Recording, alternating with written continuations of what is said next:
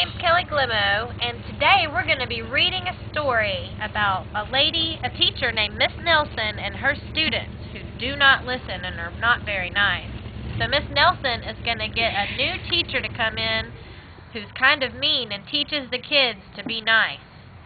With me today, I'm reading to Peyton and Camden. Miss Nelson is Missing by Harry Allard and James Marshall. Sit up. The kids in room 207 were misbehaving again. Spitballs stuck to the ceiling. Paper planes whizzed through the air.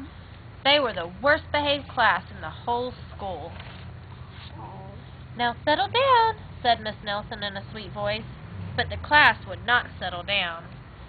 They whispered and giggled, and squirmed and made faces. They were even rude during story hour, and they always refused to do their lessons. "Something will have to be done," said Miss Nelson. The next morning, Miss Nelson did not come to school. "Wow!" yelled the kids. "Now we can really act up." They began to make more spitballs and paper planes. "Today, let's just be terrible," they said. "Not so fast," hissed an unpleasant voice. A woman in an ugly black dress stood before them. "I'm your new teacher, Miss Viola Swamp," as she raped the desk with her ruler. "Where's Miss Nelson?" asked the kids. "Never mind that," snapped Miss Swamp. "Open those arithmetic books." Miss Nelson's kids did as they were told. They could see that Miss Swamp was a real witch. She meant business. Right away she put them to work, and she loaded them down with homework. "We'll have no story hour today," said Miss Swamp.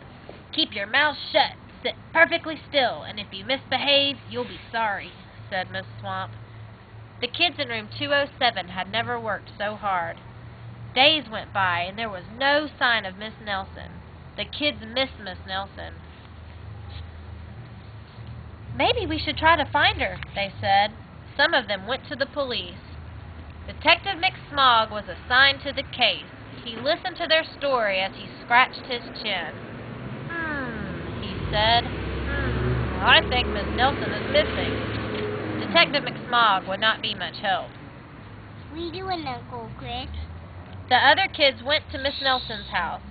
The shades were tightly drawn and no one answered the door. In fact, the only person they did see was the wicked Miss Viola Swamp coming up the street. "If she sees us, she'll give us more homework." They got away just in time.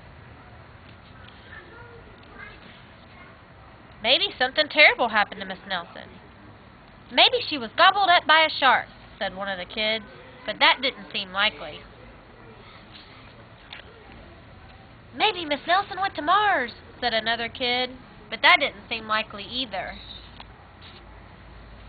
"I know," exclaimed one of the know-it-alls. "Maybe Miss Nelson's car was carried off by an angry swarm of butterflies." But that was least likely of all. Bless you. The kids in room 207 became very discouraged. It seemed that Miss Nelson was never coming back, and they would be stuck with Miss Viola Swamp forever. They heard footsteps in the hall. "Here comes the witch," they whispered. "Hello, children," someone said in a sweet voice. It was Miss Nelson. "Did you miss me?" she asked. "We certainly did," cried all the kids. "Where were you?" "That's my little secret," said Miss Nelson. "How about a story hour?" "Oh, yes," cried the kids. Miss Nelson noticed that during story hour, no one was rude or silly. "What brought about this lovely change?" she asked. "That's our little secret," said the kids.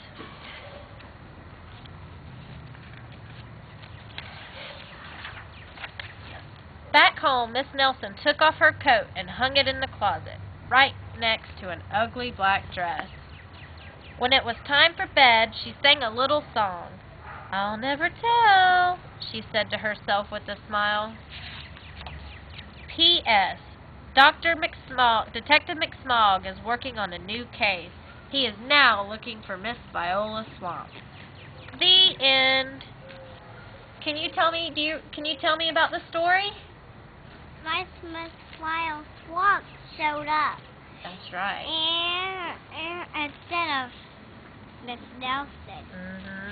And Miss Nelson showed up. Yeah. How was Miss Viola's swamp? Was she nice or mean? Mean. The kids listened to Miss Viola's swamp, though, didn't they? Yeah, but not to Miss Nelson. That's right. But they missed Miss Nelson, didn't they? Yeah. So then the kids learned to be nice again, huh? Yeah. That's right. So this teaches us that sometimes we don't realize how nice people are until they're not there. So this teaches us to be nice to people and to appreciate who we have in our lives, right? All right. Well, I hope y'all appreciated this story and enjoyed it. Did you like the story? All right. Play with the water gun. Okay.